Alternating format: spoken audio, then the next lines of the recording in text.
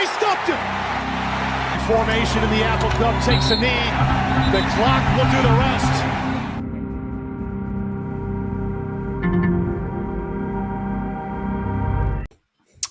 Welcome back to another live edition of the Couch GM podcast. Coug's on the couch. Dylan is not going to be with us today. He is a little under the weather, but we have Jackson on with us today. And we got a packed show for you today. First off, Jon Gruden on unboxing his Washington State box finally. I have an opinion. Jackson has a very different opinion, it sounds like. So it'll be interesting to get into that. Shocked that Dylan couldn't. This isn't his Jordan flu game here. That this was the week. I couldn't fathom how excited someone could be over Jon Gruden opening a box until I got Dylan's response, and I am floored that he is not here. That he couldn't push through the sickness to be here for this one. But I'm ready to get into it. We also got some updates on Texas State. My good friend Laura Schott, who is the Cal all-time leading scorer for women's soccer, there is going to jump on to talk through some of the changes that are going on in college athletics. We'll also get into a little bit of the WSU updates with them cutting funding to the field events. But first off, as I mentioned, this episode is brought to you by CougFan.com. Make sure to check out CougFan.com. Subscribe to their premium membership for all things Cougar athletics. They're our go-to for all things Washington State. And if you're an athlete, you need to refuel properly. Check out Black Label Supplements. They're a third-party tested athlete-approved supplement company based here in the Pacific Northwest. Use code CouchGM for 15% off your order. And of course, if you or someone you know is thinking of buying, selling, or refinancing, Washington, Oregon, California, Idaho, or Arizona, reach out to myself. There will be a link in the description of this video.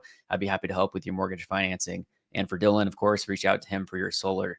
So first off, first topic, Jon Gruden opens up the Washington State box. I've got two clips to play, and then we'll get into the meat of it. Came a long way from Pullman, Washington, man. They got a new head coach up there in Pullman, Jimmy Rogers, his first year. And we got a can of whoop ass up there because he's going to do a great job. Washington State is a proud football factory, man. They've had a lot of good players, you know, and a lot of my good friends have coached there. Mike Leach, great friend of mine. Bill Doba, great friend of mine. Dennis Erickson, great friend of mine. I got to meet Mike Price at a clinic, and Jimmy Rogers is going to do a hell of a job, okay? This is one of the top boxes we've ever had here, and it came a long way from Pullman. So if you're interested in being great, you better look hard into Washington State. I just thought of that line. You think about that? You want to be great? Go to Washington State, baby. And my favorite Washington State defender is Dayon Buchanan because he reminds me of LL Cool J. Mama said, knock you out. He would knock your ass out. Dayon Buchanan. Washington State, you guys got me feeling nicey. Washington State, you got me feeling nicey. Let's just hear your take. Undeniably charismatic. And listen, I've been thinking about what my take on this is. And because when it first came out, and Dylan is blowing our phones up with how funny this is, and I sort of almost kind of reluctantly watch it. My first thought was, okay, this man clearly, like, and in a similar way that like Timothy Chalamet appears on, College Game Day and everyone is throwing his flowers. Like, man, this guy just knows like incredible depth of knowledge. And it's like, guys, he's an actor. He prepares for his roles. I respect the fact that he is showing up to this institution well prepared with knowledge, but he doesn't actually like us. Like he's making content. It's a business, guys.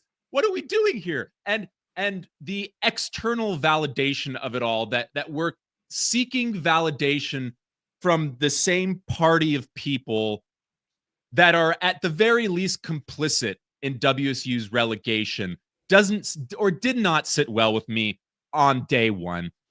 And then I don't know, Dylan. He's just a charismatic guy. And then I sort of did some soul searching. And I think I'm the problem, not Jon Gruden, not anyone else. I think it's me. I think I am devoid of joy, that I am too insecure with WSU's position in college football now that I can't just watch something like this and just laugh and enjoy it. And that's sad. That's a me problem. That's not everyone else's problem. I need to do the soul searching to figure that out. And I'm still working through that, Connor. I'm still working. It's a good thing through you're it. able to have that self-reflection and realize that there's deeper problems or deeper issues that you have to work on yourself, that it's not the external necessarily. Yes. Yes, absolutely. It is internal that I am somehow creating an issue with this video. What did you like about it? Myself personally, it's either you love Gruden or you hate him. I feel like you got to be on one side or the other. I looked it up, and he's done over 70 different boxes for 70 different universities. Clearly, he's not a fan of all of these universities. Obviously, he's created a brand and this image since, being pushed out of the NFL as a head coach. He's had to find his own route to be able to do what he's doing. But I mean, I just think he's a character. I love his quarterback, quarterback room videos, all that stuff. And I'll find myself sitting there watching some random university unboxing for 5-10 minutes just because it's entertaining and it's cool to see the different gear that guys have. He's so good. And that's what I'm struggling to like square with myself is like, you're laughing right now. You think this is funny. This is good content, undeniably. Yeah. And I just can't like get over myself of, they don't actually like, he's not a real Coug. Like, of course he's not a real Coug, Jackson. Just enjoyed the content, for God's sake.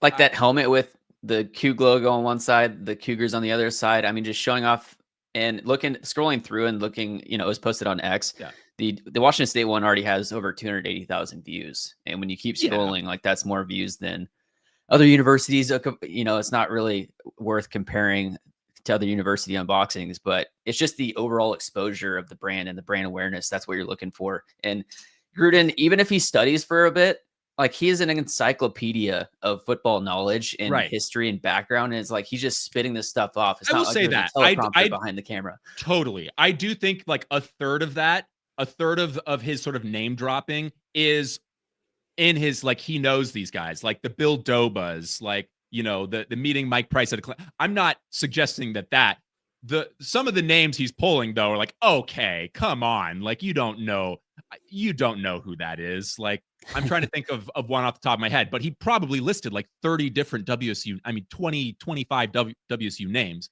No way he knows all of those off the top. The other one that I wanted to get to the bottom of is he said that he saw a movie with Jack Thompson. And I've been dying to know what movie they saw in theaters. And my guess was, and I don't know, I saw the Hurley Media Group try and do some digging on this. And my guess was that they saw Star Wars Return of the Jedi. Jack traded Tampa in June of 1983. Return of the Jedi releases May 25th, 1983. Gets a 4.5-month run in theaters. They would have had all summer to see it. You can only imagine 6 years after the original release or the release of the original Star Wars, the sequel is coming out. The fervor behind this had to have been palpable. And I suspect that those two men went to see Return of the Jedi. That is a deep cut. Tell me I'm wrong, Jack Thompson. That is awesome. We'll have to reach out and do our research and see if we could figure out exactly what movie that was. I want to know. If you're watching this, let us know your if you're watching this, let us know your thoughts in the comments below. Do you love this? Do you hate this? Do you care at all about this? Are you just moving on with your day? Are you a nihilist like me and just are devoid of joy and can't find satisfaction in little things in life? It's okay. We're all here. It's a safe space, guys. Feel free to drop a comment. Myself personally, I'm going to chop this video up and post it as little snippets of shorts the next, few days or week and just keep putting it out there. So ride the coattails of John Gruden's internet fame. I don't see any problem with that. For the brand. The next step is getting the Couch GM to be as big as Barstool, and then we could do our own stuff. How about that? We're getting there. I think, hey, I think the audience is looking at some of the viewership numbers. Okay? It's public information. You guys can check it out. The Couch GM podcast. Well, up and right. We're trending the right direction over here. So, buy in now. Absolutely.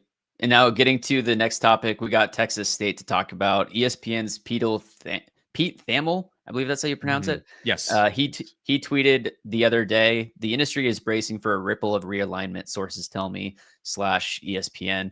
Texas State is the heavy favorite to join the Pac-12. And, last week, of course, we did the expansion draft, picking different universities that we would prefer to bring in. There's the clear-cut favorites that are set to join the Pac-12, and Texas State has been one of the front runners for a while. Kind of talking through this, Texas State currently has a $5 million buyout, which jumps to a $10 million buyout July 1st. So his sources, Pete's sources, state that they're expected to make an offer. Pac-12 is expected to make an offer to Texas State in the coming weeks, potentially get them in before July 1st, before that exit fee doubles. So that would make them the 9th overall university in the Pac-12, the 8th for football. What are your thoughts of Texas State? Yeah, so I was reading a little bit of Wilner's reporting over the last week, and it sounds like Texas State was the one that financially made the most sense. Potentially a prospect of like a half share situation. I don't know about that, but I did read that in Wilner that he sort of suggested that was a possibility. So I guess, and Wilner wrote this, I think back in March, that Texas State is sort of the right choice for the long play rather than sort of like the short term. And I obviously respect John Wilner and his opinion. He's probably the foremost, beat reporter of West Coast college football. But I think where our visions for the Pac-12 sort of split apart is I think that he is looking at the Pac-12 as like a short-term option to keep our options open for possibly jumping ship at a future date, 2030, obviously being that sort of time period. I'm not. What more do we need to prove? What more proof do we need that the schools that are now calling themselves the Power Four give a shit about WSU, Oregon State? They will push us out the next opportunity they get. I am done with the musical chairs of conferences. I want something that can last. And that's why. So that doesn't have anything to do with what, Texas State or UNLV or anything like that. I think Texas State is fine. I think that if you're of the opinion that Texas State is somehow beneath the new Pac-12, you are completely out of your element. And I have said this, or I said this, many other people have said it, that the next school, the eighth full member, has no implications on the media rights value. So really, if that's the case, then make it Montana State. I don't care. Like, just get another school. If you are of the opinion now that I don't want it to be Texas State because I want it to be UNLV so I can go to Vegas at least once a year, I now sympathize with your pain and I'm here for you. That's the difference for me, to be honest with you, purely my own personal enjoyment of what this new team adds, for my personal satisfaction. And San Marcos, while I'm sure is an awesome college town, it sounds like it's in between San Antonio and Austin. Very cool. I've said I like San Antonio. Haven't really spent much time in Austin. That's all fine. But come on. It ain't Vegas. That's how I feel about it, Yeah, and a positive with Texas State, obviously, it gets you into Texas. That is a huge football state. A ton of high school recruiting that you could tap into. Texas State just themselves have the potential to now take this and potentially grow themselves, which they could turn into something. They have one of the highest enrollments in all of Texas. I believe they're like 4th or 5th on the list. They have over 40,000 students currently. So they've got the current, student base. I imagine their alumni is pretty solid. It's not the biggest move. And those are the kinds of details like, what is their endowment? Like, what is their enrollment and stuff like that? Like, that's the kind of stuff I leave for it's the not all about athletic Manzanos of the world, and those guys are far better at like dissecting where the actual value is in those kinds of things. Like, come on, I don't really know what 40,000 students means for, potential growth of a university. I don't know, I care. This is a what have you done for me lately kind of bit program for me, at least. And in that respect, I guess Texas State has had some good football seasons. So, like I'm happy that they're gonna that's the school it will be. Was it my first choice? No, it's not. But it seems like it's a reasonable solution because UNLV doesn't want to budge. So Texas State. It'll be an interest. Not Yeah. yeah. It'll be a fun season this upcoming year. One for Washington State's football schedule, but also to kind of keep tabs on other universities that are going to be joining Totally. and that will potentially be joining. For example, Texas State's upcoming schedule. Their second game, they'll be at UTSA, which is one of those universities that we're talking about. They'll be at Arizona State September 13th. So that'll be interesting just to see what their overall competition level is against a former Pac-12 team. Aside from that, it's a pretty lower tier schedule the rest of the way, but just another university. Yeah, well, they're in the Sun Belt, so you get your regular, you get your conference schedule, and there's not much you can do. But it sounds like they're they're getting in their non-conference schedule. They're trying to get some bigger names. So yeah, I mean, and you'd mentioned this too, but like Texas, as far as their aspirations go in terms of sports, they just sometimes it feels like they want it more. There's more money that can be made available for them. So it's going to be interesting. It's not a done deal yet, but if it is Texas State, then happy to have them, I think. We'll likely have the news within the next week or two, realistically. Yeah. And then quickly following that should be a media deal. We've heard Canzano again this week was talking about the media rights deal, and that the range could be between 7 to 12 million, and it could end up at the higher end of that tier. So we'll have to see exactly where that is at.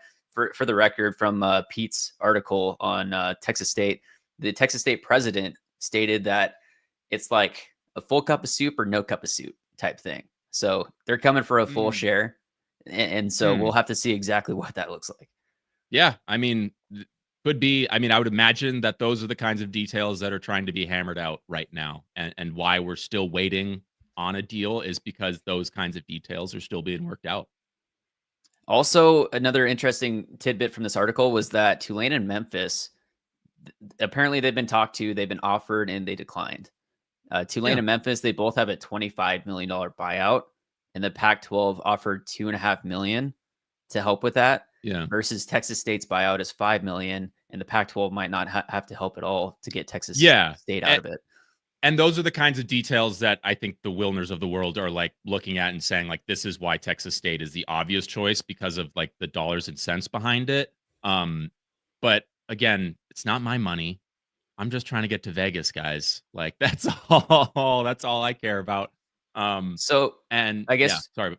Do you know what UTSA's buyout might be? I don't know. Is it around the same as Texas State since they're? I would imagine that those kinds of numbers are all dependent on conference. So, and that UTSA is American as well, right? I believe. Are they Conference USA? Can't remember. Like, I would imagine that's something, if they're American, I would imagine that number's probably American. close. Yeah. So I'd imagine it's probably close to Tulane and Memphis. Maybe lesser because they're not necessarily like sort of the flagship schools of the conference, but I don't know. So maybe that's something that would be holding back UTSA as well. Did you hear the Canzano conversation this week or any of his information? Any updates on the media deal? Do you have any thoughts on that? I do. My one thought is the delight in people seeing a report that it could be 10 to 12 million annually, and the utter despair of 7 to 10. Like the difference of $1 million is like the end of the world for our university. Obviously, our universities want every penny they can get out of the media rights deal. But as we talked about last week, this first one, like, this is not the media rights deal that the Pac-12 is like building their reputation off of. It's the one after. It's the second media rights deal. What happens after this conference has been established for 5 years? Does it even exist after 5 years? That's the one that I think all of the universities are. I mean, you got to negotiate this one first. So that's the priority, obviously. But eyes on the prize, it's the second one. So I'm not too concerned about the number. And what it sounds like is there's going to be like competitive implications on your payout. So the more you're making it to the NCAA tournament in basketball, you're getting paid out more. The more success you have in football, you're getting paid out more. So it could be like, my understanding of it is that the payouts are sort of a sliding scale. Assuming WSU is going to be on that top half, we might be making a little bit more than some of the other schools. So, but again, that requires on-field success, which is huge. And I think that is the direction you want to see college sports moving, is pay the schools that are having success on the field.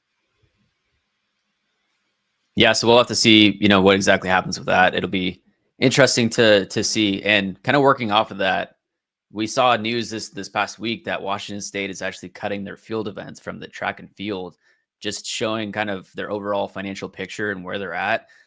The ruling, NCAA versus House, where the university can now pay athletes directly. It's like they're trying to pivot into the sports that are going to be able to be long-term and sustainable. I just have to add, talking about Washington State track and field, this is CJ Allen. CJ Allen went to Washington State University. He was a 400, I believe he was a 400 hurdler at Washington State. He might have been a 100 hurdler as well, but he made it to the Paris Olympics. From Washington State to the Paris Olympics in track and field. And now Washington State is going to be cutting some of those events that have produced an Olympic athlete. I mean, it's just pretty sad to see kind of the state of where things are at and the ripple effect of everything. Totally. And like, we can be honest here. Like, it's not like we were really tapped in with Washington State track and field. Not many of us were. But with that being said, of the notable WSU track and field athletes you can name off the top of your heads, that Allen would be one, I would say. Ray Wells, two, and that's kind of where my list ends, both of which were hurdlers, short distance, sort of speed guys, and now that is no longer, exists at WSU. I don't know how the money makes sense of why that was determined. We should be taking away, shorter distance and emphasizing sort of the track events and longer distance events, both of those. But it seemed like the success that we were having, or at least make of the notable athletes that were coming out of WSU track and field, were the hurdlers, the short distance runners. I don't know. And just in general, it feels like the events that get people excited for track and field at the Olympics, and that could be more seen as like a TV property that has potential growth. I don't think it's the 1600 meter. Like, I think it's the shorter distance events that are probably better for television. And again, there's no money in it right now. It's WSU has to deal with its budget right now. It's not, hopefully maybe it gets added back at a certain point. Maybe I'd hope that's like a priority once sort of the budget stabilizes. But yeah, I mean, it's definitely sad that program is being taken away. And it's the reality of where WSU is at now, And talking about WSU's actual comments on this, they stated earlier today, Washington State University athletics leadership met with members of the men's and women's track and field to inform that the program will be shifting to a distance-focused approach. This change gives the WSU track and field program the best opportunity to remain competitive at the conference and national levels in distance events and cross country, indoor track and field, and outdoor track and field. It does mean, however, that field events, examples, jumps, throws, will no longer be supported effective immediately, and the number of sprint and hurdle opportunities will be limited moving forward. Impacted student athletes, however, will have their scholarships honored should they choose to remain at Washington State. And WSU understands the significant impact this decision has on Cougar student athletes, coaches, and fans. So, yeah, it's unfortunate. Yeah. At least they can keep their scholarship if they decide to stay at the university and just get an education. Is true. That's a huge that the scholarships are being honored. And I will say this, that I saw, it was one of the local local news sites out of Spokane, I believe. I hate to not be able to give them credit, but they had interviewed one of the track athletes who had said that the writing was on the wall for a lot of these athletes. I think they knew this was coming. I don't believe that all of them were just totally blindsided by this news, which helps if you're trying to transfer, find another opportunity, or if you're deciding you just want to honor your scholarship at WSU. So I'd like to think, and based on what I've kind of heard, that WSU has done right by the athletes as best as they could. Obviously, doing right by them would have the best way would have just been keeping the program, but that's not an option right now. And you know, when we get these discussions of like, what are we doing with, you know, the scoreboard at Martin Stadium right now? It's like, you know, guys, this is the reality of these discussions. Do we want to have a new LED screen on the board that costs $10 million? Do we want to fund another season of track and field right now? Like, that's the reality. So next time you get on Twitter complaining that game day atmosphere needs to be enhanced, please consider the dollars and cents of what you are asking to enhance, and what, you know, now I'm not suggesting that those of you who said WSU's game day experience needs to be better, which I'm sure it does. But those are the conversations. If it's, we're going to enhance this, that means we need to detract from this. You know, we're trying to balance a budget, and that's how that works. And unless you're sitting at that table trying to balance the budget, pretty damn easy to get on Twitter and say, hey, you guys need to go spend more money, because you're not looking at the expenses. And this is a good time to bring in a good friend of mine. Her name is Laura Schott. She's the all-time leading scorer at Cal. She is one of the broadcasters for the Seattle Reign up in Seattle currently. And without further ado, Laura, let's bring you on. How are you doing? Oh, it looks like your audio might be muted or something. Audio having an issue. Yeah, might be muted or. And I gotta update the background. Oh, can you hear us? Yeah, it might just be the mic input.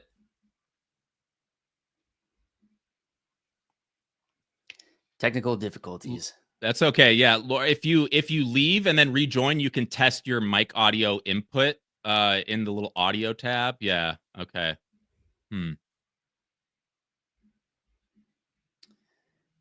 Might be on the computer level, switching audio source.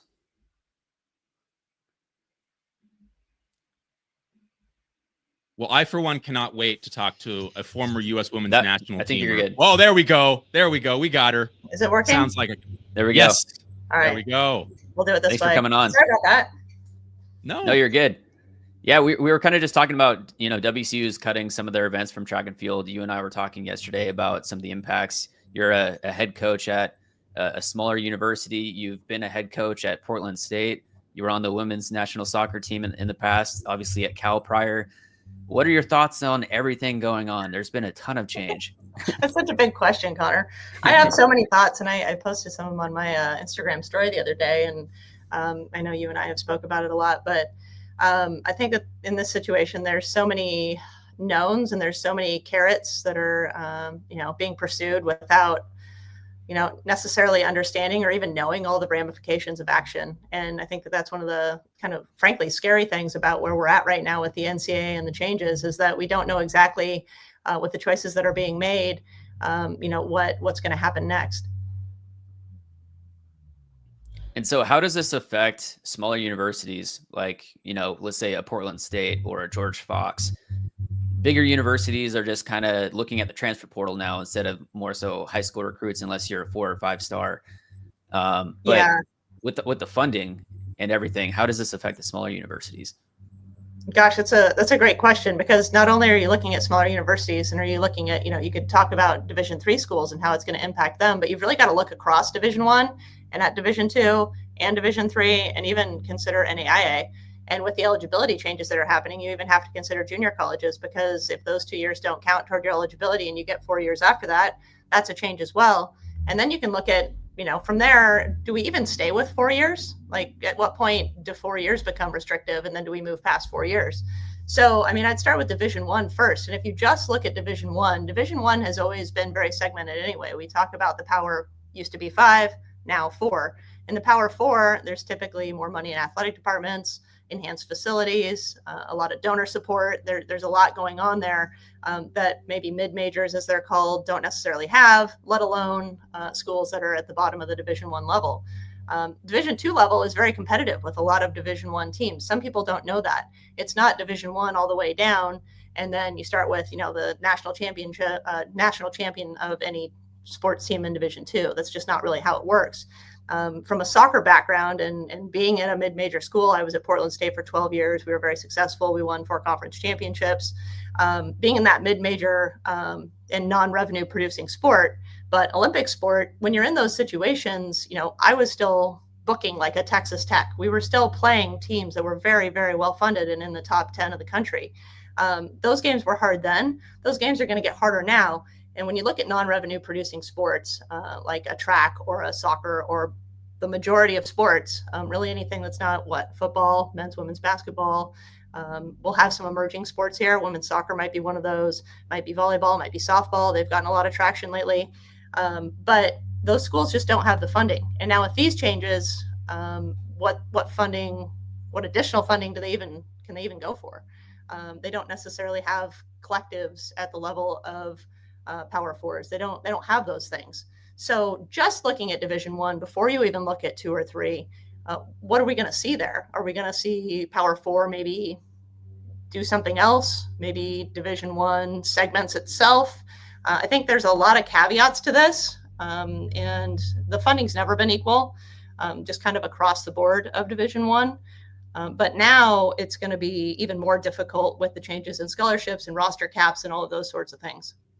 Yeah. And Laura, so you were mentioning that like the fissure is growing as far as funding goes between, the bigger powerhouse programs and the mid majors. But as far as like the transfer landscape, do you guys feel that at like the ripple all the way down the line to the D3? Like, are you finding that some of your girls are looking for opportunities at D2, maybe have a good freshman year and like, okay, I'm looking to move up to D2 and then from there just keep moving up? Are you feeling that ripple all the way down, or is your sort of the plight of your guys' program right now is that the funding gap just continues to grow and grow and grow?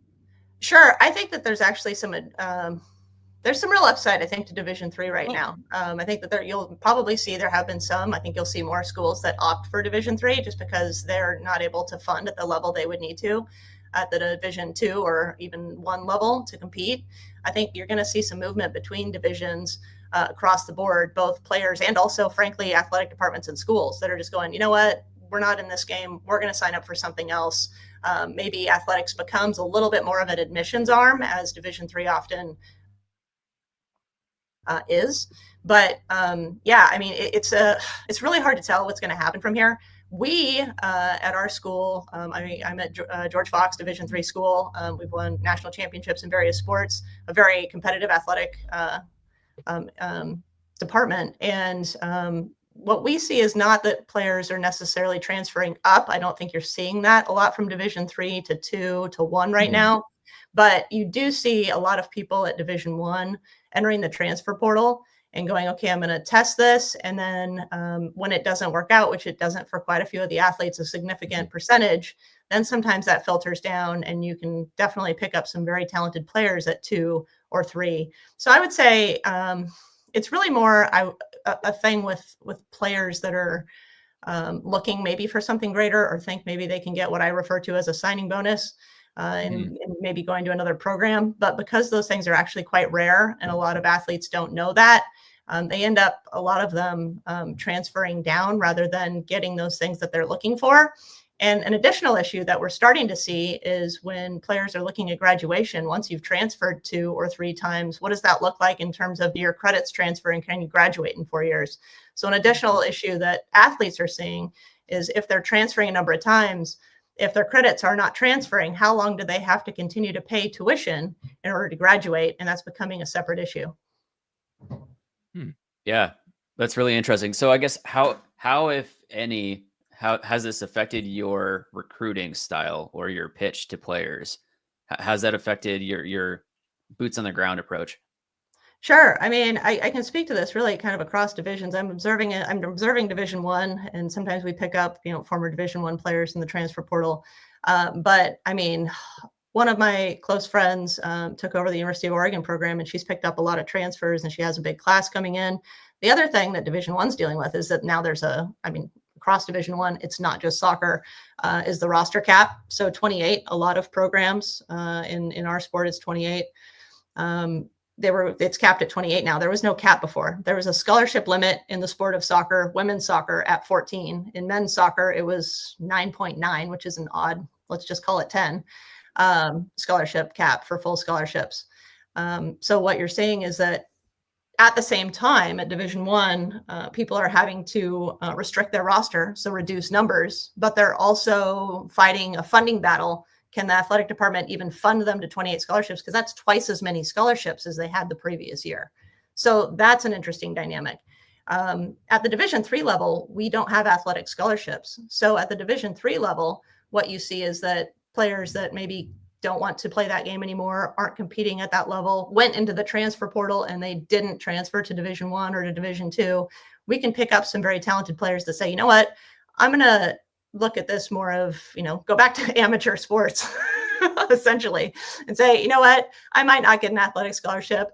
I'm a really smart person. I'm really invested in my major. I'm looking toward next steps, which is the majority of athletes in college anyway. They're going to move on to the next steps. Obviously, not everybody's going to be a professional athlete after college. And I think we're going to see an increase in people and even universities. And like I said, athletic departments that start to look at that model and go, maybe that's a better fit for us. Interesting. Laura, I'd like to pivot a little bit. And I thought of this specifically as a question for you, because I wanted to use your perspective as a player who has been sort of the top player on her team. You have been someone who was sort of fighting for your spot with the national team. You have been a coach, and I'm sure you have been a fan in between that. And something that we have seen, at least at WSU, and this last, I'd say 18 months, we have a baseball team that has underperformed significantly, and a coach that I believe is in his second, maybe his third year. I believe it's his second year. And you already have fans saying, get this guy out of here. Basketball season, we started on a tremendous run, and fans were starting to say, get this man a new contract. And by the end of the season, they were saying, this guy needs to go. And I guess, and we on this show, we love fan fervor. That is what we try, but we also try and seek some nuance. And the question I had for you is, as someone who has seen all three sides of it, as a player inside the locker room of I suspect a coach who a lot of the fans are saying, get this person out of here. And maybe you have a different perspective as a player, or maybe you're the coach and the fans are saying, get this coach out of here. And you're saying, what, you guys don't even know what you're talking about. And maybe you've been a fan looking at another team saying, get this coach out of here. My question for you is, how do you know it's the right time to actually seriously be talking about a coach leaving, and not just sort of this program is not getting the results it needs right now, and I'm going to use this person as the scapegoat and they need to leave? Like, how do you try and look at a program and say, oh, that's a tell that maybe it is actually time for this coach to go? That is such a nuanced and very good question. As a coach, and as a coach for, 20 years, and most of those being a part of the NCAA, I can tell you that, being at the Division III level and looking at athletes more as whole people and taking a more holistic approach has been something that has drawn me there. Rather than pushing back toward Division I and dealing with all the dynamics and the changing dynamics that are going on. Those changing dynamics, on a personal note, don't appeal a lot to me right now. I just feel like there's a lot to be seen. There's a lot happening. To your question about, when is it time for a coach to go? That is so hard. I mean, there's so many things going on in a season, and I really feel that coaches aren't given the credit that they deserve in a lot of aspects. Athletes, the pendulum swung. I think it was too far to the coach side. I think that it's maybe gone quite a ways to the athlete side in terms of who has leverage. I think that you see coaches approaching programs more and more. Not all coaches, but coaches are maybe being incentivized or even possibly kind of forced into becoming more managers than they are coaches and mentors.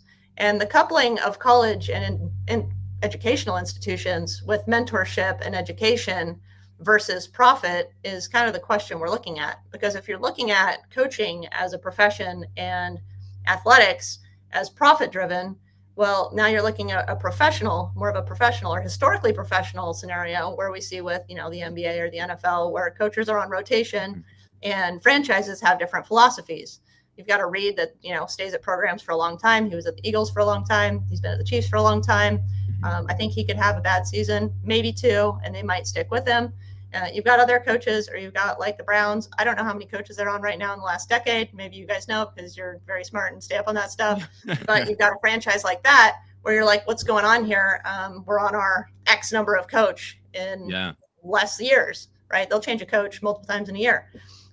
When you're looking at those scenarios, do we want the educational / collegiate / old guard NCAA model to look more like that professional model as you see in the NFL? And we seem to be trending more that way right now, and it doesn't seem to be slowing down. I think we're going to be seeing this play out, and then my hope is that we don't go so far that we can't pull back when we see things like amateurism having more value and education having more value than we're giving them right now. Again, with coaching, I think like we're talking about NFL franchises, we're looking, if you kind of take that logic forward to athletic departments, now what you're looking at is, okay, do we want our athletic department to function more like the Chiefs in that scenario? Do we want our athletic department to function more like the Browns in that scenario? And you're going to see all the variations across the board because athletic departments are all individual too. When we take it down to the coach level, coaches are all very individual too. And the programs they're at are also all very, very unique. So, in the recruiting process, players often go, what do I need to do to get recruited? Well, it's like, well, what's your coach's personality? What's your major? What are all these things that you need in this decision? What are all the ingredients? When we really get into the weeds with this, what we find is that all of these athletic departments are very different. And because the NCAA has pulled back so far and gone, we're going to deregulate. Now, every athletic department is going, okay, within these rules that are much less restrictive than they used to be, what path are we going to go down? And you can take it down to the coach level, like you were asking. Okay, what kind of coach do we want? Do we want to build a program? Do we want to have an educational model? Like like if you take it to elementary school, you go to first grade, you learn something, you build on that in second grade, and you build on that in third grade. So are we going to have an educational model where we build people, we build athletes? Is that the model? Or do we have more of a professional model where you come in locked and ready to go, and if you're not ready to go, you can get fired? And every department, I think, is making those choices right now, and the NCAA is playing with the idea of what are we going to do? And it seems like their choice at this point is to pull out and avoid lawsuits. Yeah. Well, I think because, my brother's a college football coach, and he would tell me traditionally a coaching staff, you usually get a 3-year sort of runway. Your first year trying to establish the culture, second year, let's see some improvement off of your sort of first year. And then third year, we want to see you like reaching the level that we think our program should be at. And with the transfer portal, that timeline has shrunk. Yeah. It is easier for a team to completely rebuild. It is also easier for a team to completely fall apart. So that window is getting shorter. And in the world of soccer in general, the manager window is so much shorter, at least in the professional level. You'll see managers that get fired in 3 months, So I don't know. And it doesn't seem like that is necessarily the approach that's not what's happening in college soccer. We haven't gotten to that level where, we're getting tired of a manager after 3 months. But the one instance I wanted to that really sort of sparked this question, because I was kind of looking through your bio. I hope you don't mind. And, your awesome. time, that your time that you were kind of coming up with the national team was a very, you could say, tumultuous time for the national team, because this is, I think you're starting in about 2001. April Heinrichs gets hired in about 2000. And, first of all, first woman to ever be coaching this team or at a full-time capacity. And the results to start were not great, coming off of was it the Olympics in 99 that we had won? World So Cup in again, '99. Yeah. World Cup in '99, yes, and then I think it was was it 2001 or 2002 that it was a silver medal in the Olympics, and that was just simply 2000. unacceptable. And Right. fans, We have high standards with the U.S. tune in. women's national team. Yeah, Exactly. it's, And so yeah. this is kind of the crux of what I'm trying to get at is you have a big program with a lot of passion, and they see a coach in what would have been, I guess, 2 at that point, and saying, this is not acceptable. We need her out. Mhm. From the players' side of that, was that like, you guys have no idea what you're talking, like this needs time, or were you guys, I mean, how did, and I know it's tough for you because like you were still trying to make, you're trying to make the team. I don't think that, what coach is, whether the coach needs to stay or go is necessarily at the top of your mind, but for certainly, for some of the players that were more established, that might have been something that was being mulled around.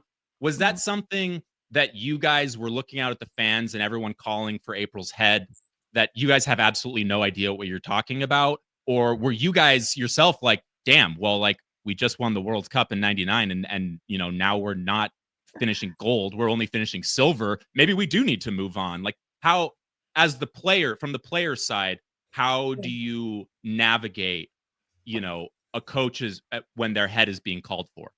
And how much might that differ from the national team to like a college team?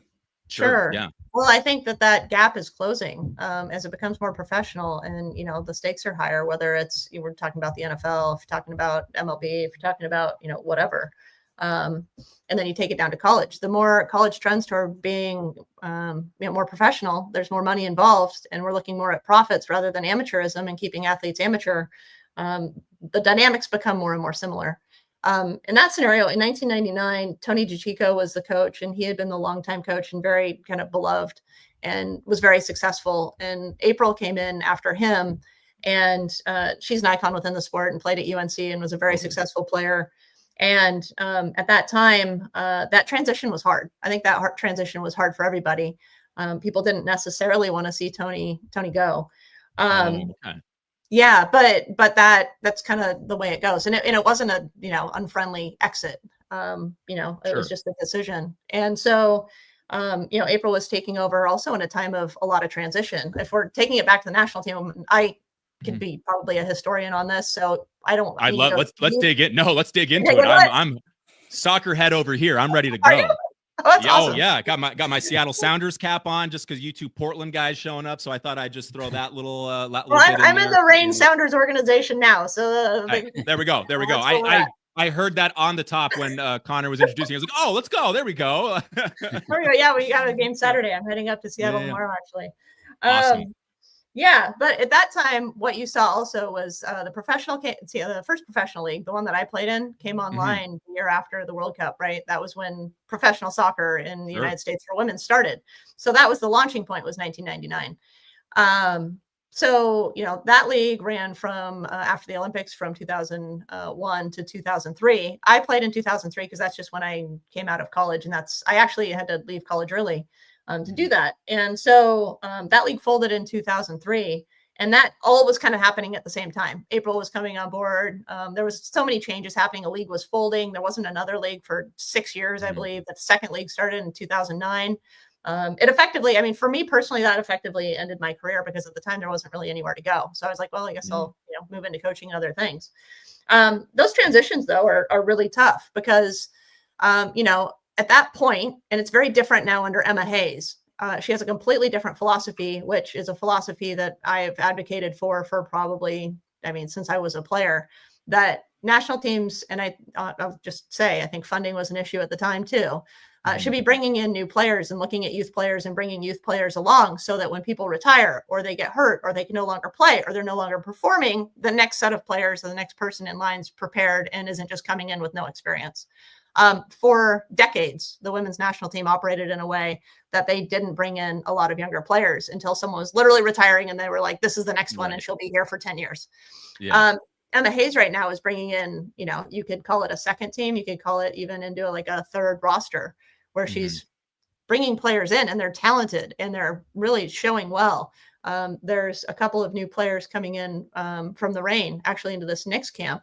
that we expect will do very well in Mesa and Jordan Bug, and they're very young. Jordan Bug's 18, and she just, forewent college. So women's soccer, if we go into that, down that path, it is changing drastically. And so the coaching change in that scenario with the national team right now has drastically changed from what historically we've done as the U.S. women's national team to, a completely different philosophy. And to your point about coaching changes, I think that's both the incentive and one of the drawbacks of coaching changes, specifically mid-season, is you put in a new coach, and then what are we doing right now? And we have teams in the NWSL that are going through that right now, like Chicago and Angel City.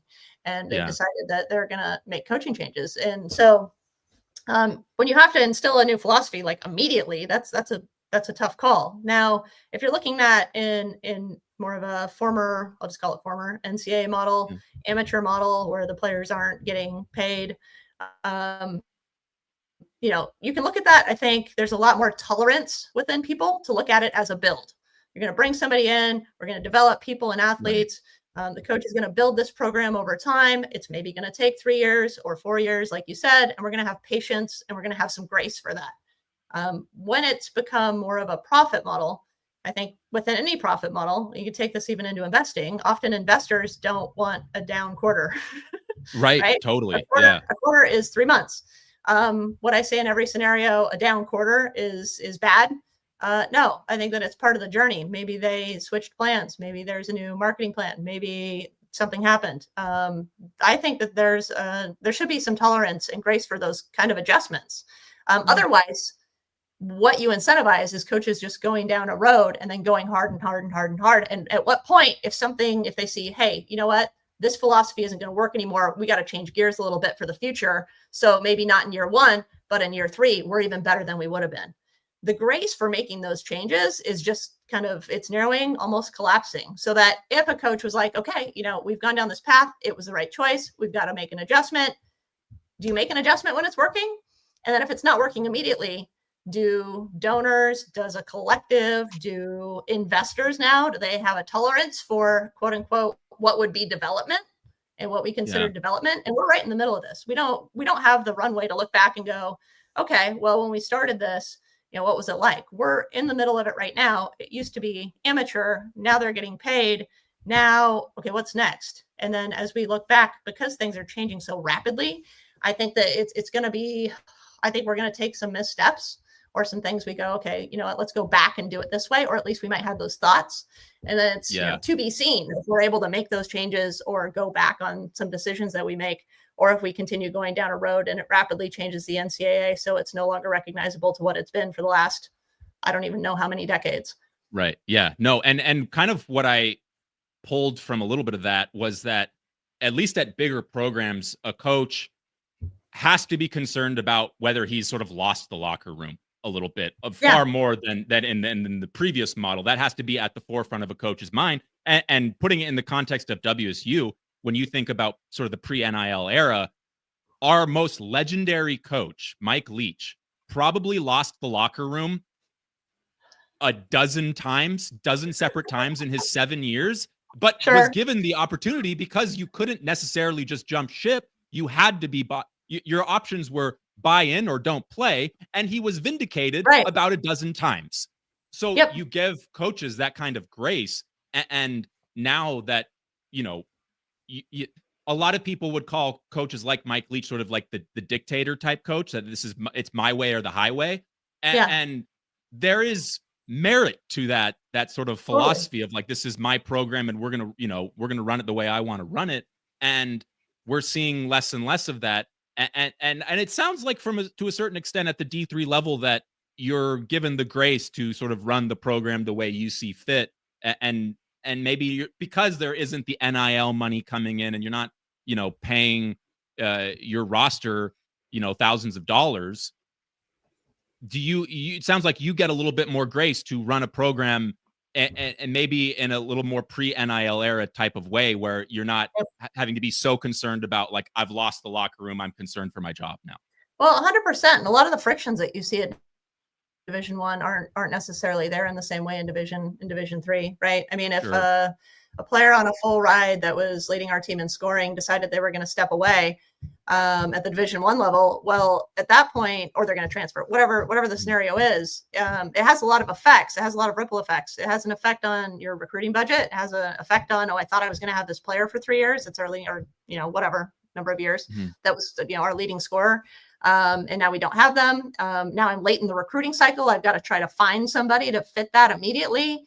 So it has a lot of ripple effects. I find for myself at the Division III level that, if a player, and this happens every year because they're not getting paid to play.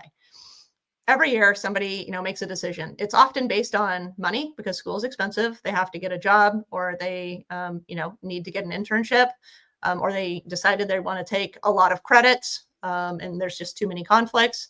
Often they fall into those buckets as to why players step away.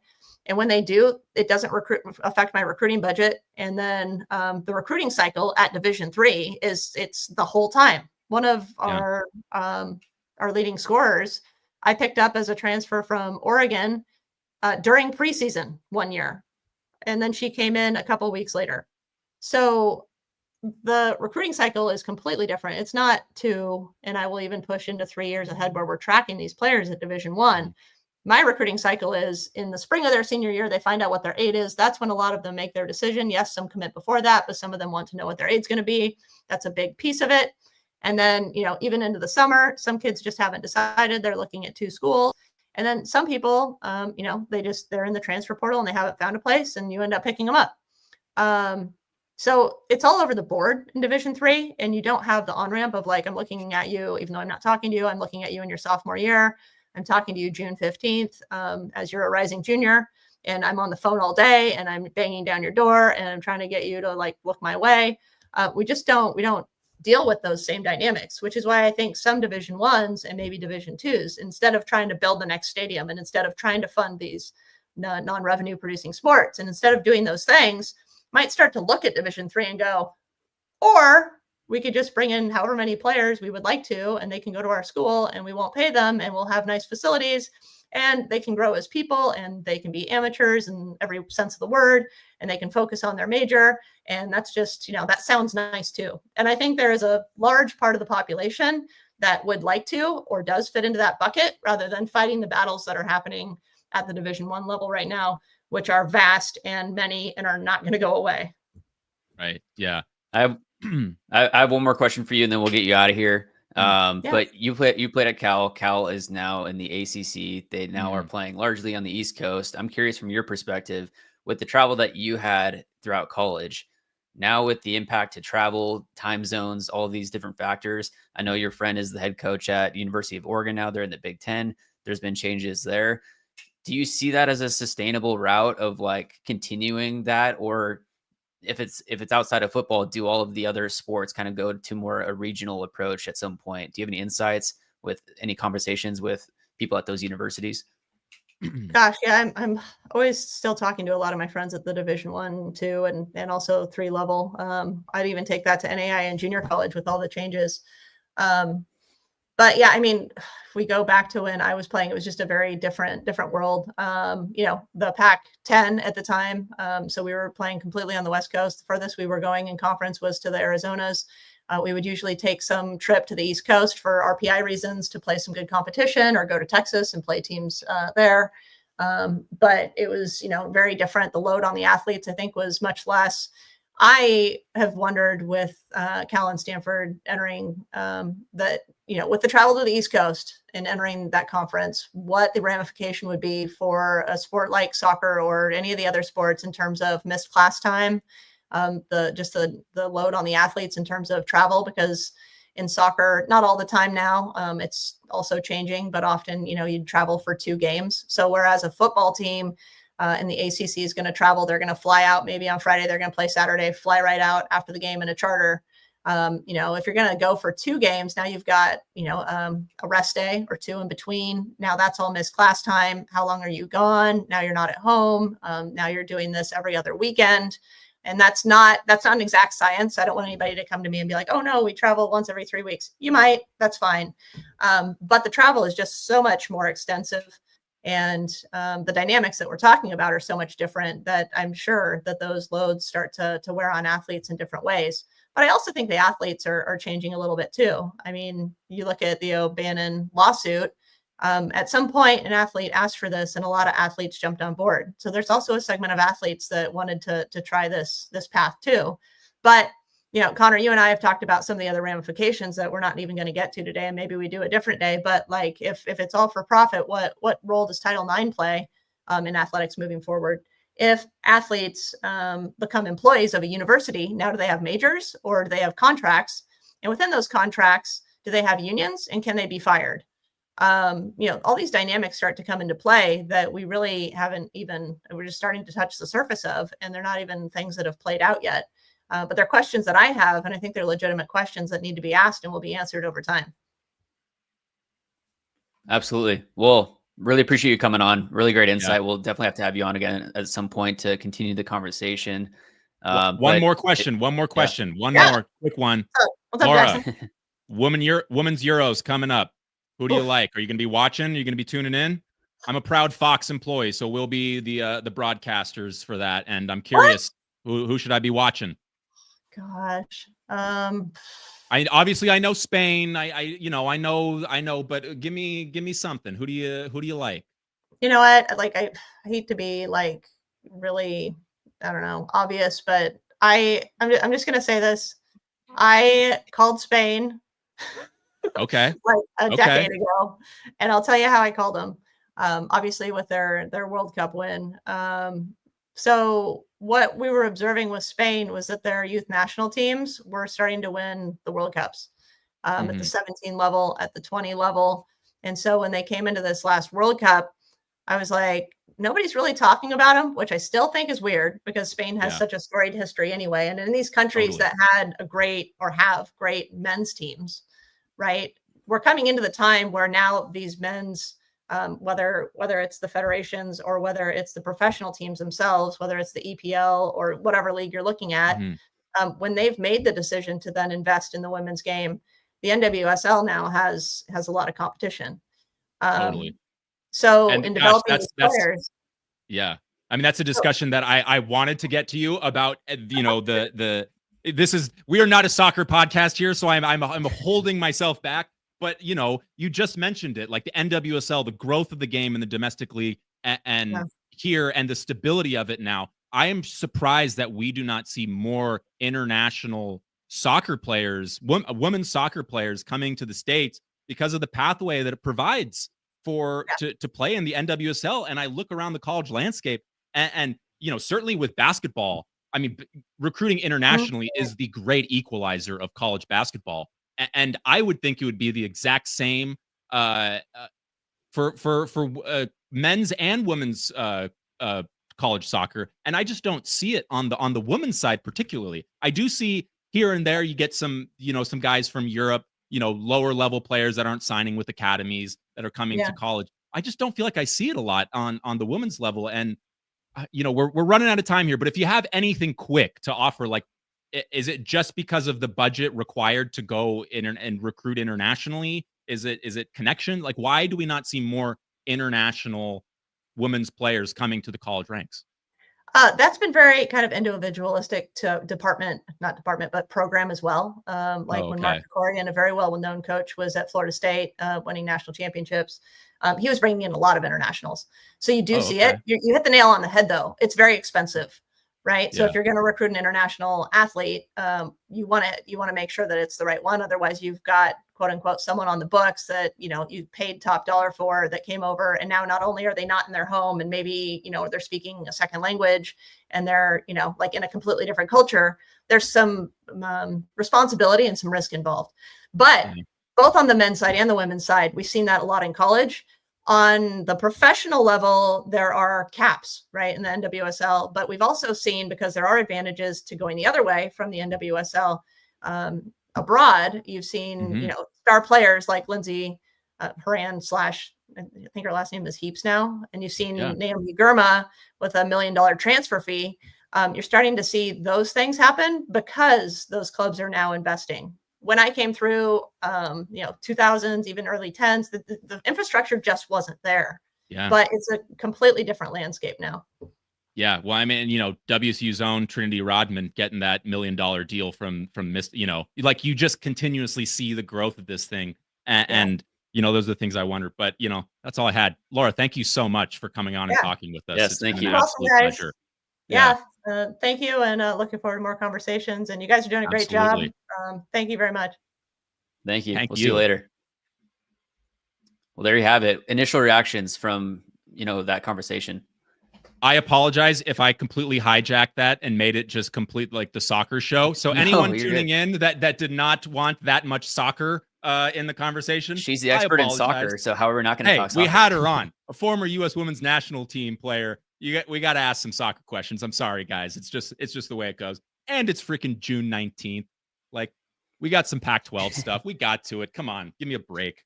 No, a lot of great information like on the recruiting Yeah. side and how it directly affects college athletics in general and the overall big picture of it. So to all of you that are watching this, right. It's good to just get her perspective, because sometimes, when we talk on this show, we act as if the Pac-12, the new Pac-12 is sort of the lowest, the new low people on the totem pole. And that is just not really the reality of the situation. Like, there are so many more levels that it goes down to. And I just love having Laura on to get that kind of perspective, because that's not something that we're often talking about. We're usually treating the Pac-12 as if it is sort of the low man on the totem pole.